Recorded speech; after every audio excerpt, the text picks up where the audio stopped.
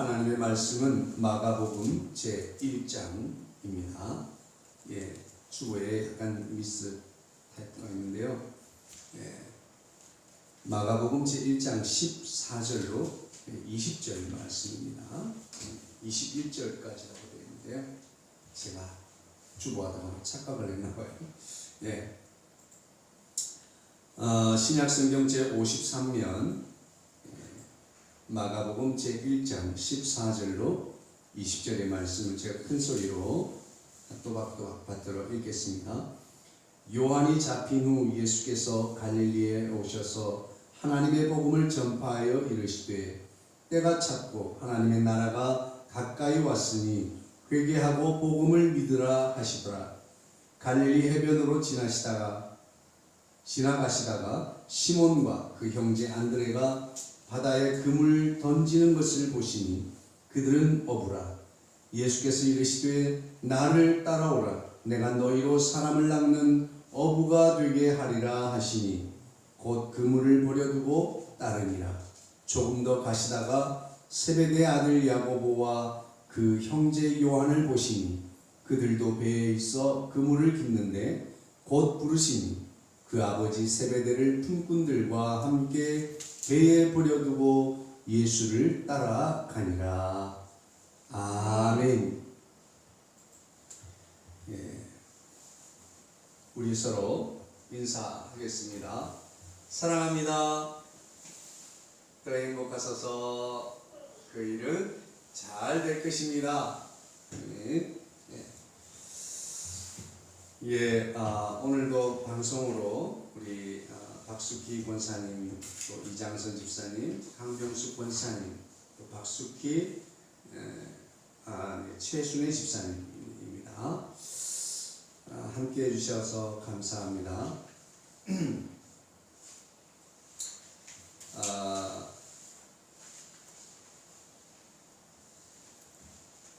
가장 이 적합한 때를 찾는 사람들이 많이 있습니다. 가장 이상적인 상황과 때를 찾는 사람들이 많이 있어요. 여러분, 그러나 가장 이상적인 상황과 가장 적합한 때는 바로 우리 예수님과 함께하는 그때가 바로 가장 이상적인 때인 것을 믿으시기를 주의 이름으로 축복합니다.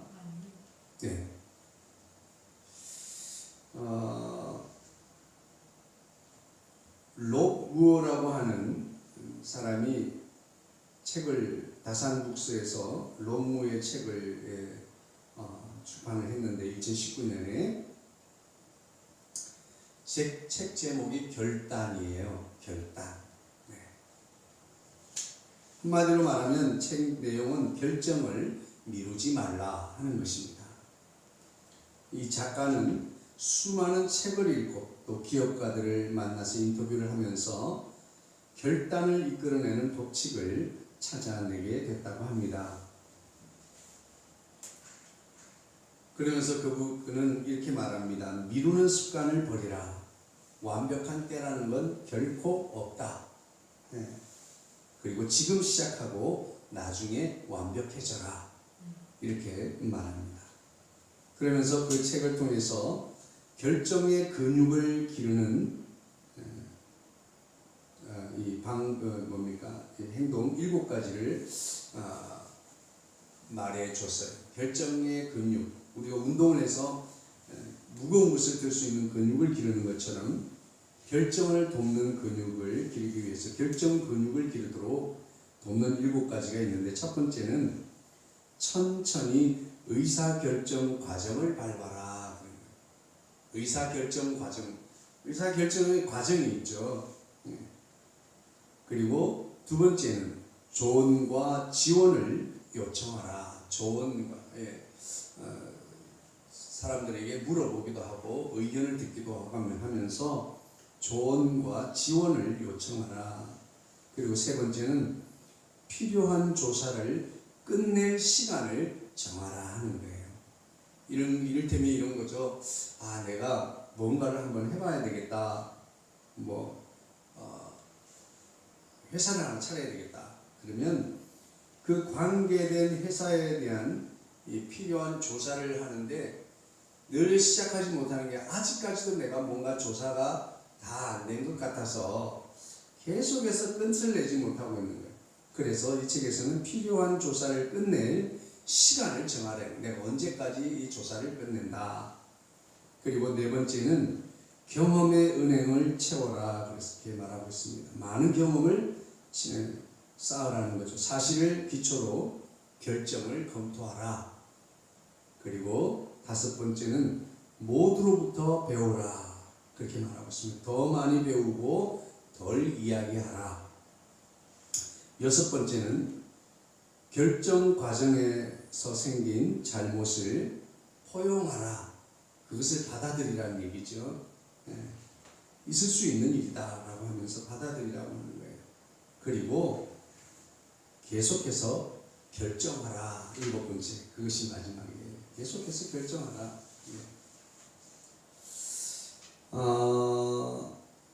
우리가 하나님을 알게 된다면 하나님을 잘 따르고 하나님의 말씀에 잘 순종을 할 텐데 왜 하나님을 잘 알지를 못해요. 그런데 우리 인간이 하나님을 알게 되는 경우는 두 가지 경우가 있어요. 성경을 통해서 보니 첫 번째는 은혜를 체험하는 거예요. 하나님 앞에 은혜를 체험하고 하나님 감사합니다. 정말 이것은 하나님의 은혜야 라고 하나님의 은혜를 체험하고 하나님을 인식하는 그런 경우가 있어요. 근데 또 다른 한 경우는 이 불행한 경우인데 하나님의 심판을 통해서 하나님을 알게 되는 거예요. 하나님이 복 주시고 하나님께서 우리를 인도해 주시고 붙들어 주시고 보호해 주실 때는 하나님의 축복의 영역 안에 있을 때는 하나님을 잘 알지 못하다가 하나님의 심판을 통해서 하나님의 존재를 알게 되고 하나님의 뜻을 깨닫게 되고 하나님을 인식하게 된다고 하는 거예요. 여러분은 은혜를 통해서 은혜의 체험을 통해서 하나님을 알게 되기를 주의 이름으로 축복합니다. 아멘. 아멘. 예, 그렇죠. 우리는 기왕이면 하나님의 은혜를 더 많이 고백하고 그 은혜 속에서 하나님을 발견하고 알게 되기를 주의 이름으로 축복합니다. 아멘. 그런데 이 결정이라는 말과 결단이라고 하는 말이 있어요. 그래서 거의 비슷한 뜻으로 혼용이 되고 사용이 되고 있는데 은밀한 의미에서 과연 어떤 차이가 있을까라고 생각하면서 제가 한번 검색을 해봤는데 결정은 아는 것에 대한 내가 이것을 선택하거나 혹은 이 길로 갔을 때 그 이후에 생겨질 일들을 아는 것을 결정하는 것을 선택하는 걸 결정이라고 그래요. 근데 반면에 결단이라고 하는 것은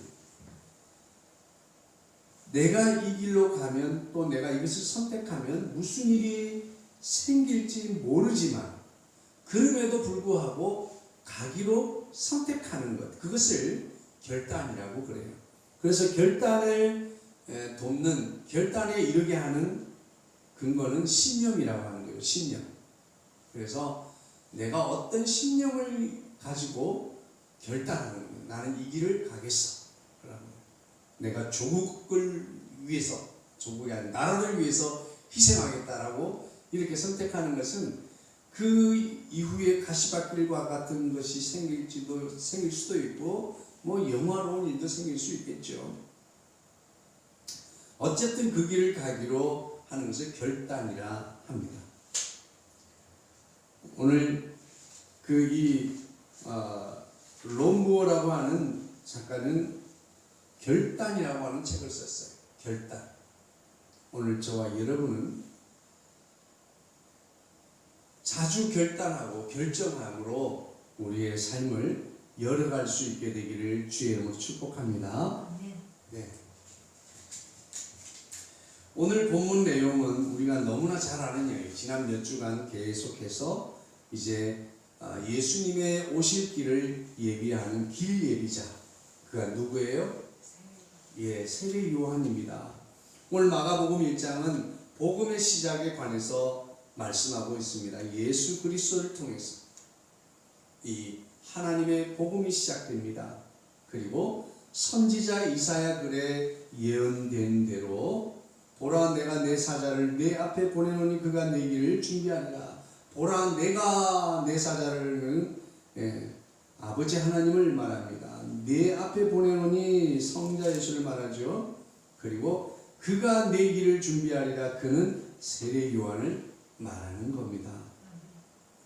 그래서 이 세례 요한은 광야에 외치는 자의 소리로 주의 길 예비자로 주의 길을 곧게 하고 평탄케 하는 그 일을 위해서 이 땅에 왔습니다. 그리고 죄 사함을 받게 하는 회개의 세례를 베풀었습니다. 그래서 그랬더니 많은 사람들이 제가 우리 지난주에 말씀드린 대로 세례 요한 앞에 나와서 많은 사람들이 세례를 받았지요. 그런데 세례 요한은 계속해서 자기를 중심으로 모여드는 사람들에게 나 다음에 오실 분이 있다라고 하면서 계속해서 그분을 소개합니다. 나보다 능력 많으시니까 내 뒤에 오실 거야. 그리고 나는 무릎을 꿇어서 그의 신발끈을 푸는 그 직분도 감당치 못하겠노라. 나는 너희들에게 지금 이렇게 물로 세례를 베풀지만 그는 너희에게 성령으로 세례를 베푸시리라. 그렇게 전하게 됩니다. 그리고 그곳에 갈릴리로부터 요단강까지 예수님이 굳이 찾아오셨습니다. 그곳에 오셔서 이제 세례 요한 앞에서 세례를 받지요. 그리고 그 물에 잠겼다가 올라오는 순간에 성부, 성자, 성령 삼위일체 하나님의 현현이 나타나게 됩니다. 하늘이 갈라지고 성령이 비둘기같이 예수님의 머리 위에 내려오시고 하늘로부터 성부 하나님의 소리가 음성이 듭니다. 너는 내 사랑하는 아들이라 내가 너를 기뻐하노라. 할렐루야. 오늘 예수 그리스도를 믿어 구원받아 하나님의 자녀된 저와 여러분, 너는 내 사랑하는 자녀라고 오늘도 우리를 기뻐하시는 줄 믿으시기를 주의 이름으로 축복합니다. 이 일 이후에 예수님은 광야에서 사단의 시험을 이기시고 이제 오늘 본문과 같이 사역이 시작되는 거예요. 예수님은 지금 이 요단에서 세례를 받으시고 바로 갈릴리로 와서 지금 사역을 시작한 것이 아니라 신학자들이 말하기로는 짐작하기로는 세례를 받으시고 약 1년 정도가 경과한 때인 것 같다라고 시간이 좀 적당히 지났을 것을 말하고 있습니다.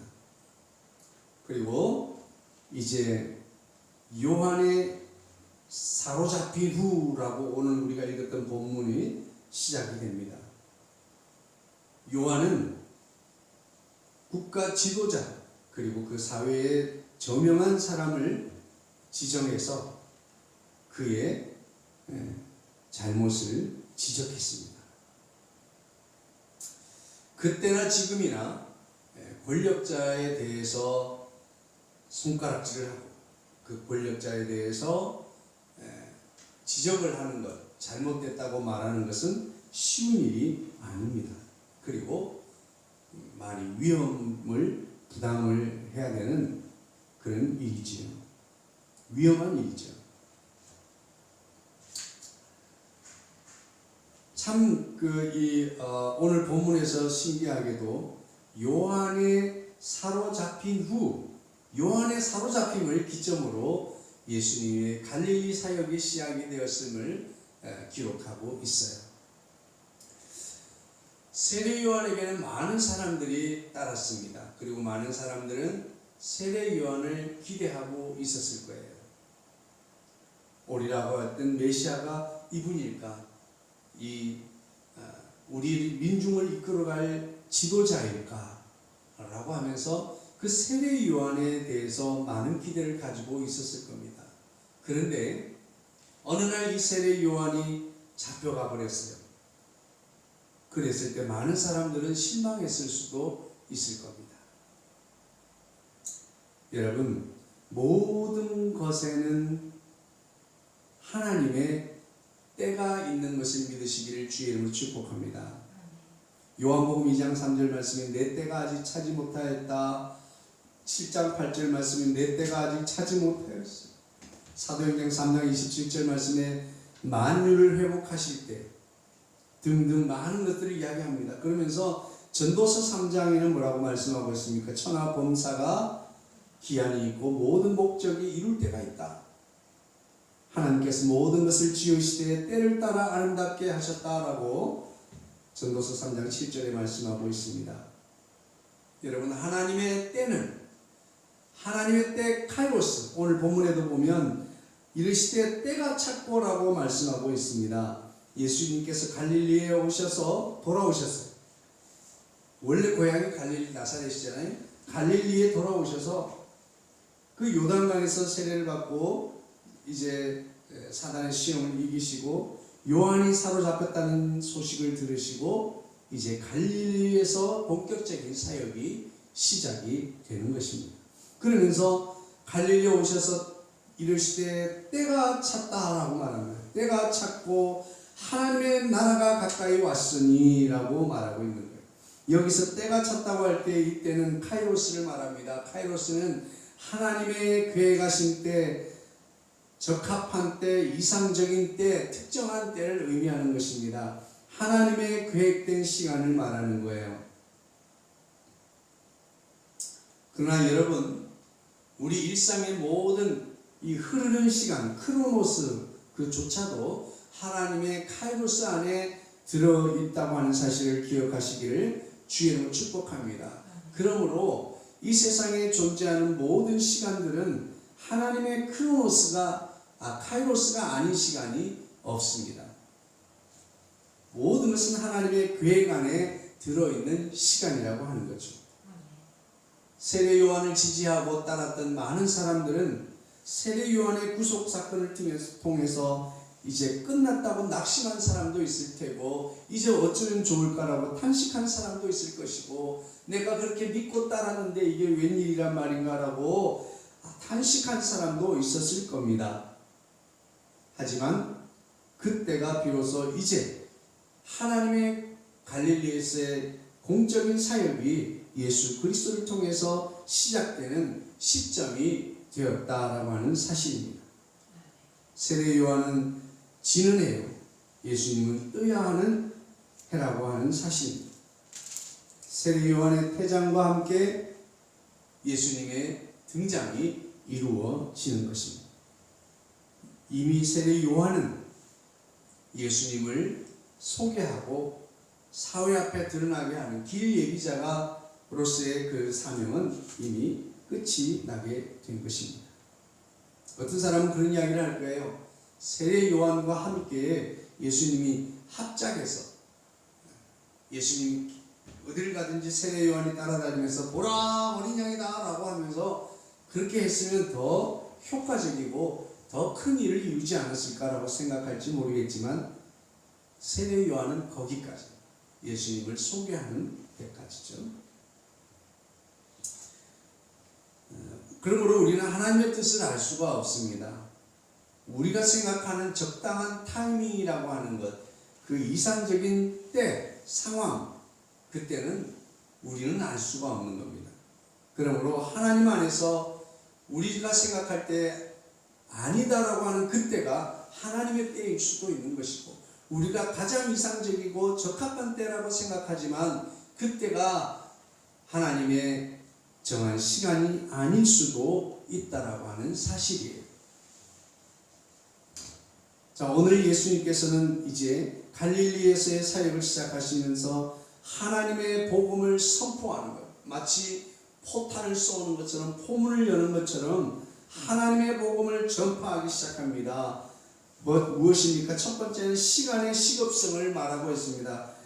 구원의 시급성을 말하고 있어요. 이르시되 때가 찼다. 하나님의 계획된 시간이 이르렀다라고 하는 것입니다. 그리고 하나님의 나라가 가까이 왔으니 라고 하는 것은 공간적인 의미에서의 하나님의 나라가 가까이 왔다고 하는 의미가 있을 수도 있고, 또한은 계속해서 이것을 시간적 의미에서 이미 예수님께서 이 땅에 오시는 그 순간 하나님의 나라가 임하게 된 줄로 믿으시기 바랍니다.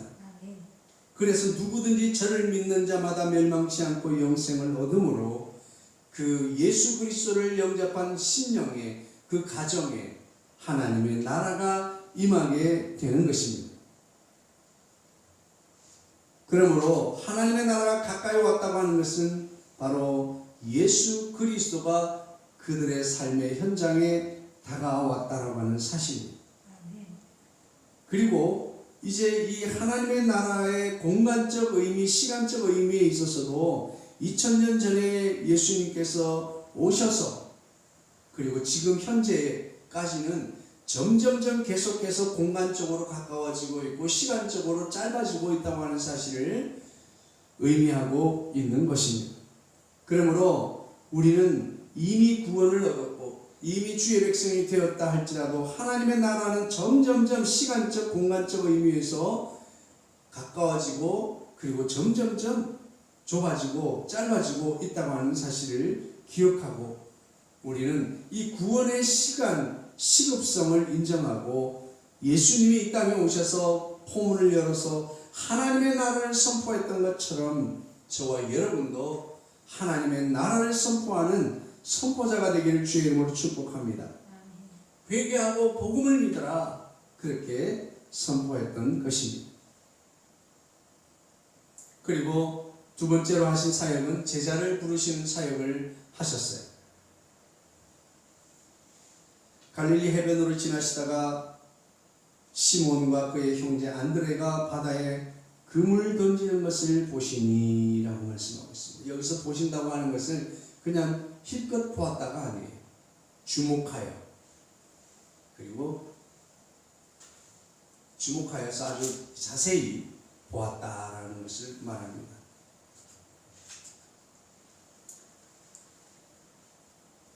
그리고 조금 더 가시다가 세베대 아들 야고보와 그의 형제 요한을 보셨습니다.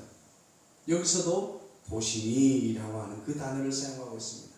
여기서도 힐끗 띄엄띄엄 본 것이 아니라 어떻게 보았다고요? 주목하여 관심을 가지고 자세히 보았다라고 하는 것입니다. 그런데 여기서 이 부름의 모습을 보면서 저는 한 가지 발견한 것은 하나님께서는 도대체 어떤 사람들을 위대한 사역에, 위대한 일에 사용하실까?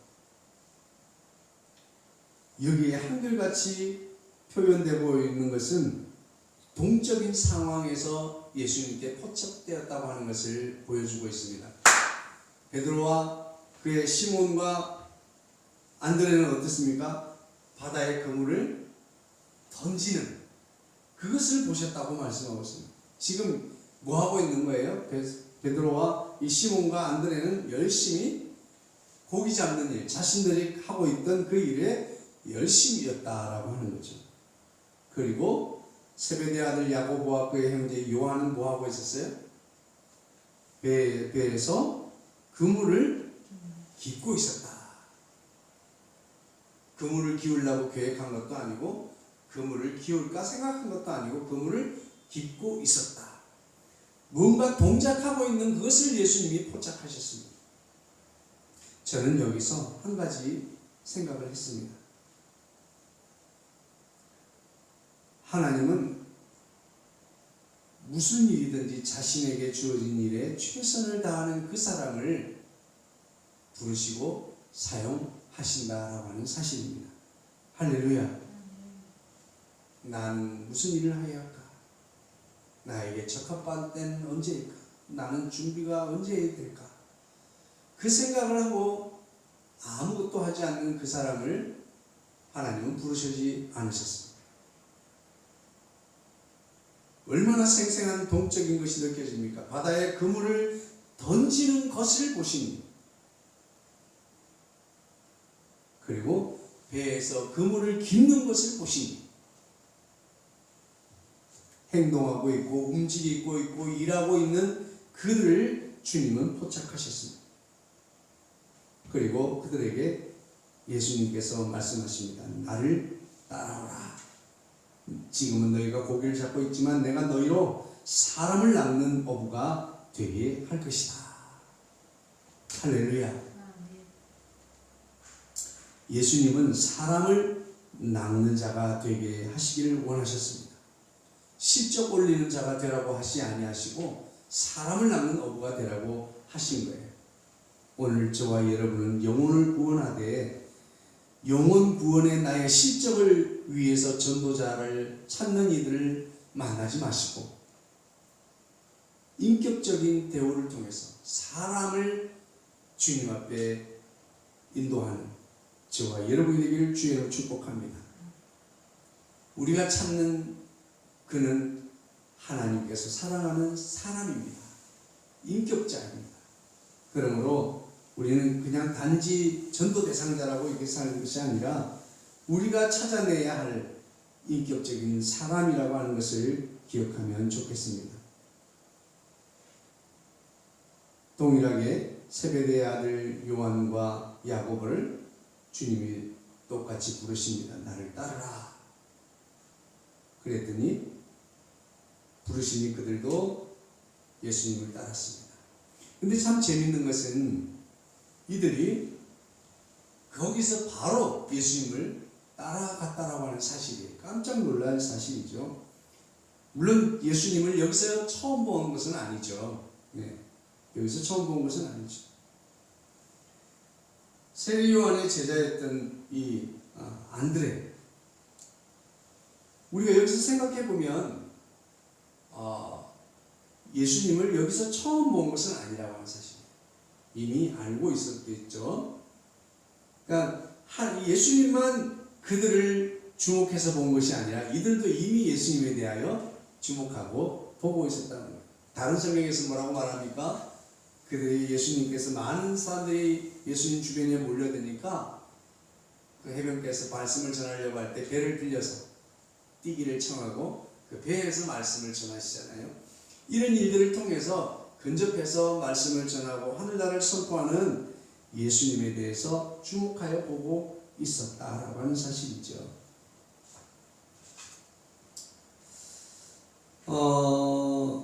그런데 저는 여기서 이분들이 그래도 어떻게 저렇게 바로 반응할 수 있을까라고 하는 생각을 했습니다. 그 부르심 앞에 어떻게 저렇게 바로 결단할 수 있었을까? 오늘 보세요. 이 시몬과 안드레는 무엇을 하다가 그물을 지금 던졌습니다. 지금 그물을 던졌으면 고기가 잡혔는지 확인을 해야 돼요. 그리고 그 배와 어부에게 있어서 어부와 그 그물과 그 배는 가장 큰 재산이잖아요. 그런데 그 그물을 버려두고 따릅니다. 그물을 끌어올려 놓고 지금 따른 것이 아니라 바다에 그물을 던지고 지금 배에 있는데 예수님이 부르시니까 그냥 배와 그물을 다 그냥 버려두고 따랐다라고 하는 것입니다. 이것은 재산상의 손실이잖아요. 재산상의 손실. 이들은 그 재정의 문제를 포기하면서 주님을 따랐다라고 하는 사실이죠.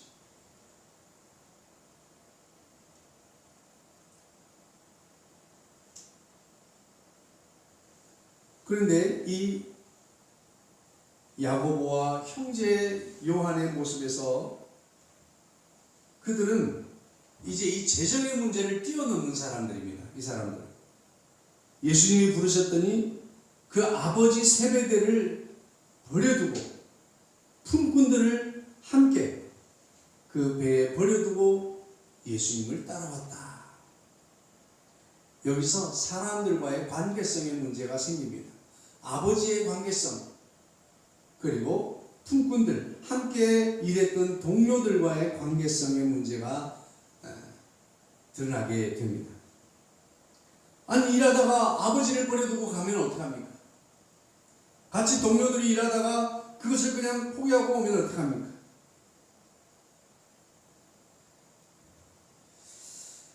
말씀을 오늘 준비하면서 과연 우리 오늘 이 본문을 통해서 14절로 20절을 통해서 오늘 우리에게 주시는 말씀은 무엇일까?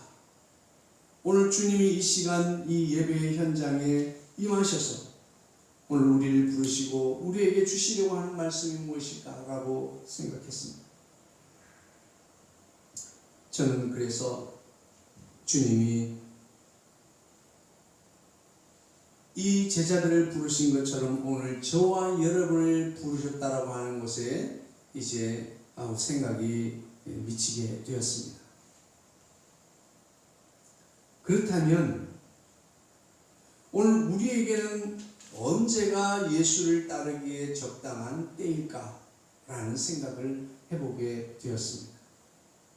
여러분, 예수님께서 저와 여러분을 부르셨음을 믿으십니까? 그렇다면 지금 우리는 그 예수님의 부름 앞에서 어떻게 반응하고 있는지를 우리는 생각해 보아야 하겠습니다.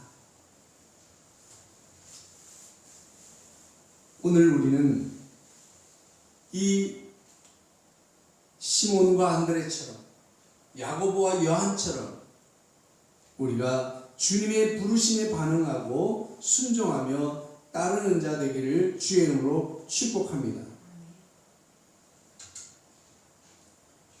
오늘 우리가 어떤 모습으로 주님을 따라가야 할까요?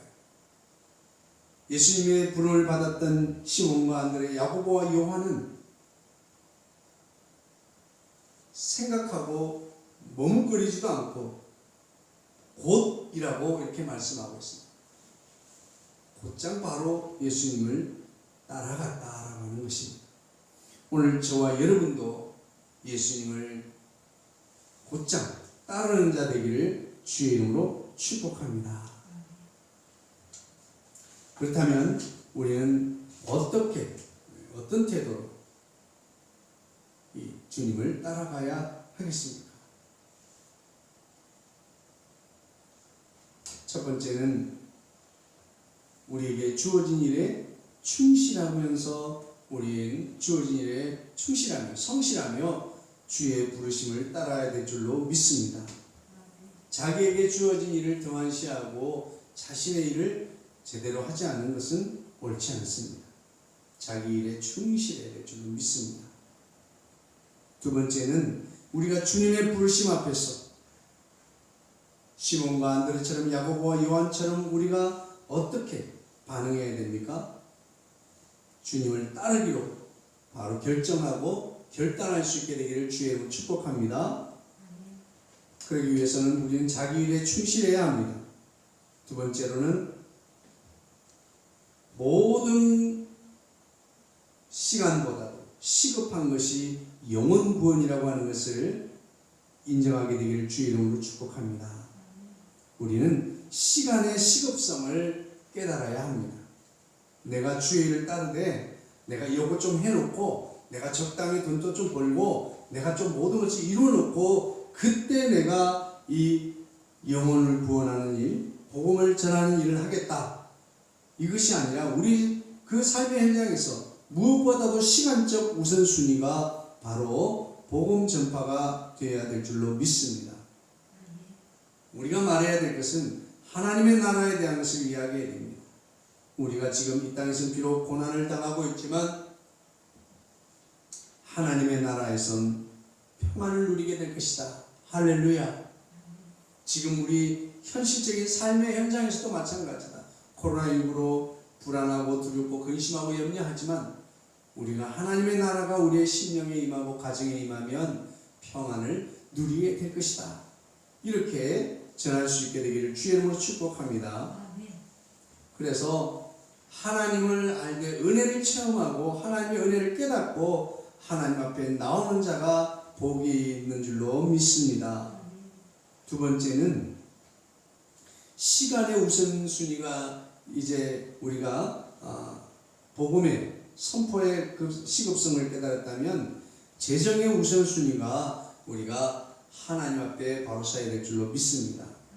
여기서 그물을 버려두었다, 재산을 포기했다라고 하는 것을 중에서 여기서 우리 생각, 우리도 모든 것을 버려두고 예수님을 따라가라는 거냐? 그런 말씀이 아니죠. 우리가 모든 것을 행할 때 가장 우선순위가 우리 하나님 제일주의가 되어야 될 줄로 믿습니다.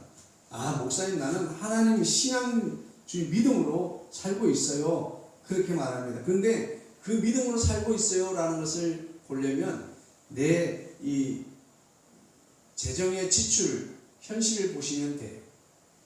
내가 재정을 어떻게 쓰고 있는지, 정말 이 주님의 뜻을 따르고 주님의 뒤를 따르기 위해서 우선순위를 두고 있는지를 우리가 생각할 수 있게 되기를 바랍니다. 우리는 다 행복하게 살아야 되고 내 주어진 삶에도 잘 살아야 됩니다. 그러나 우리는 이 사명의 우선순위, 우리의 신속한 반응이 필요합니다. 그게 신속한 반응을 저해하는 것 중에 하나가 무엇입니까? 시간적인 문제, 그리고 재정적인 문제들이 우리를 어렵게 합니다. 나는 아직 재정적으로 준비가 되지 않았다, 나는 아직 시간적으로 준비가 되지 않았다라고 우리가 결정하고 결단하는 일에 우리의 발목을 붙잡습니다. 그러나 여러분, 무엇보다도 우선순위가 우리의 주님의 부르심이 되기를 주의로 축복합니다. 그렇게 할 때에 순종했던 이들은 전무후무하게 세계적으로 위대한 사람들이 되었습니다. 오늘 저와 여러분도 주님의 부르심에 순종하기 위하여 시간의 우선순위를 인정하십시오. 재정의 우선순위를 인정하고 주님의 부르심에 순종하는 데 시간을 쓰고 재정을 우리가 우선 배치를 해야 될 줄로 믿습니다. 마지막으로 세 번째입니다. 주님은 우리를 부르셨는데 과연 우리는 어떻게 반응하고 있습니까? 언제가 가장 순종하기 좋은 때입니까? 여러분, 우리는 바로 결단하고 결정해야 될 줄로 믿습니다. 시간에 대해서 우물쭈물하고 재정에 대해서 우물쭈물하는 것이 아니라 우리는 신속하게 결단을 내려야 합니다.